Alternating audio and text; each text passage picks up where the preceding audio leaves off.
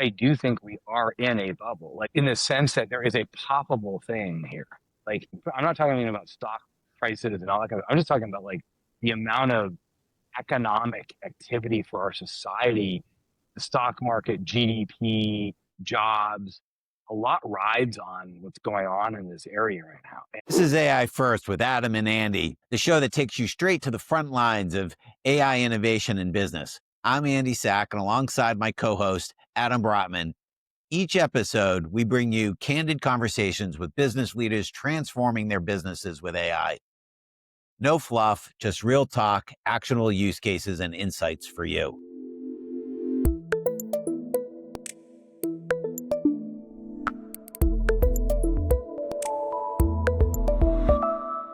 Greetings, everyone, and greetings, Adam. Today, we're going to be talking about, are we in an AI bubble? We don't exactly know what we're going to say, but we're going to attempt to answer that for you all. Adam, why don't you tee us off first? Okay. For some reason, I feel like we need to say this is not financial advice for some reason when you talk about this, but let's talk about the topic of an AI bubble. But what I would say is the short answer, I would say is yes, we are in a bubble.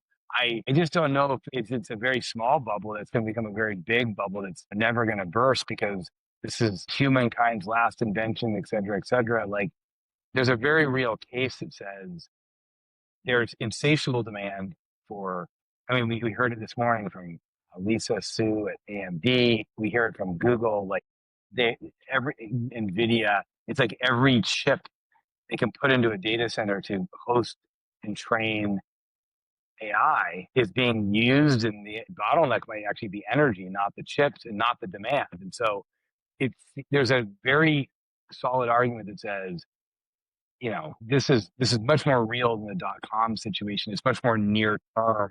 The dot-com situation ended up being very real, but it was a bunch of inflated and dark fiber and a bunch of stuff and pets.com. And then it came back and became like the most transformative invention in our lifetime, which is the internet. Even more than a computer, although it's built on computers, so it's maybe the same thing. In this case, it feels like it's bottoms up, it's demand led, it's like, and it's somewhat more significant, like in terms of its potential immediate impact. But I still say to your question, maybe to try to be provocative and turn it back to you, I do think we are in a bubble, like in the sense that there is a poppable thing here. Like, it's not like, I'm not talking about stock prices and all that kind of, I'm just talking about like the amount of economic activity for our society, the stock market, GDP, jobs, a lot rides on what's going on in this area. And so that makes me nervous. What's your thought on it? I mean, I understand your articulation on both sides. Are we in a speculative bubble? Somewhat, yes.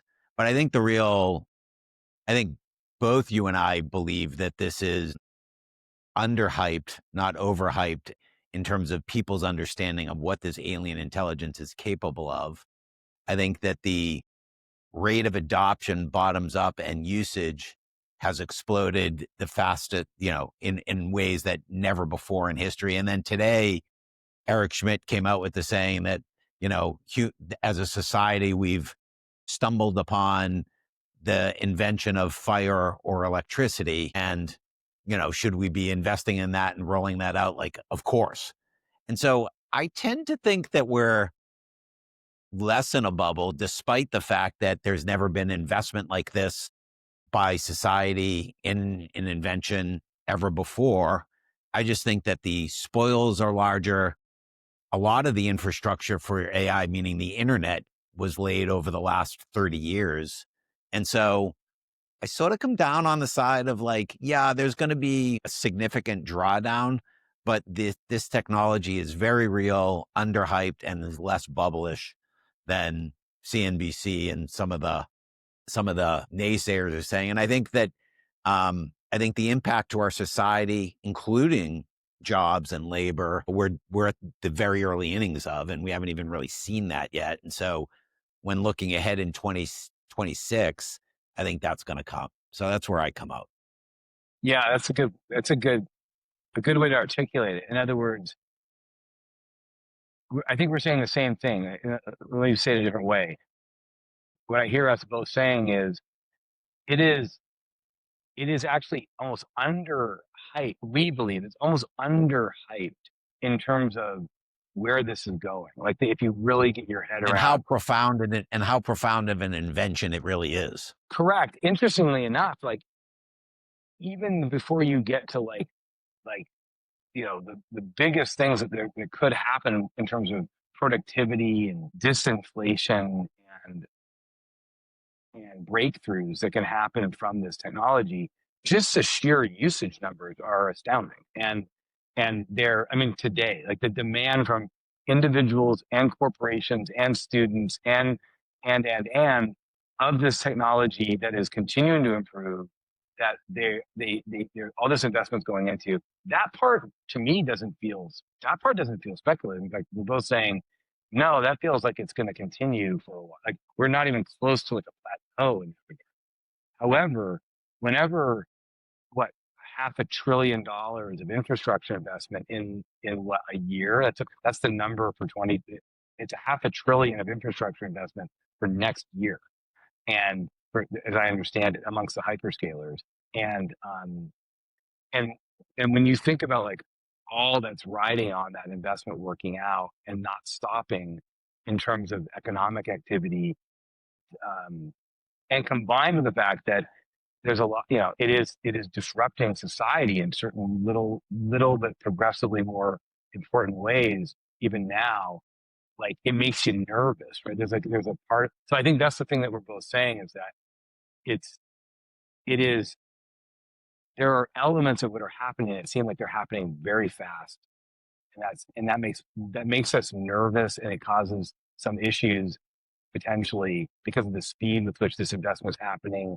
I mean, how fast valuations are going up, and the amount of reliance of society on this working out has gone up. It feels too fast, and at the same time, you and I are living in this world where we're like the actual adoption is happening and the profundity of the technologies is that big. So I don't know if profundity is actually a word, but I'm going to use it anyways. It's that significant. And so I think that's why they're both true at the same time in a way, right?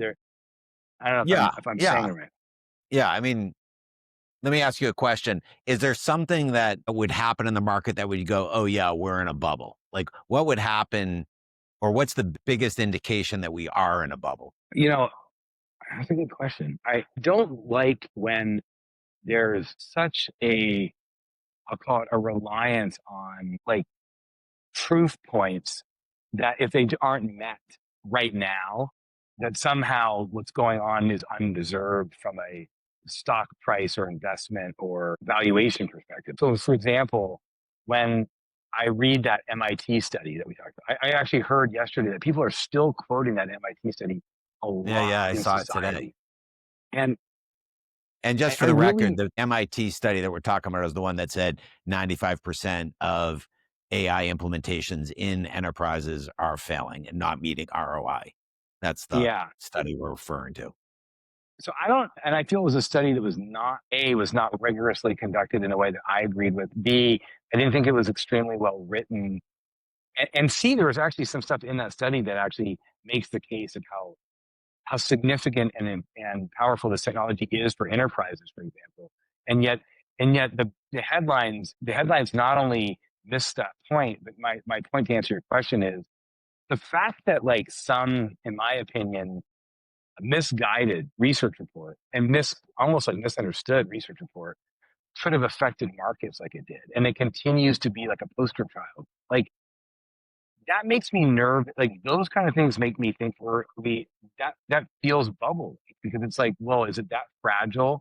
Like some report, one way, good or bad. There was a Wharton report that came out, as you know, last week that had the opposite conclusion, right? That said it was 90% of corporate America was not only using AI regularly, at least once a month, but also seeing positive ROI. And less single digit numbers were seeing no ROI. And so, like, it was like the opposite report, right? And so I'm like, whatever, like battling reports. I actually believe in the Wharton report and the methodology more than the MIT one in this case.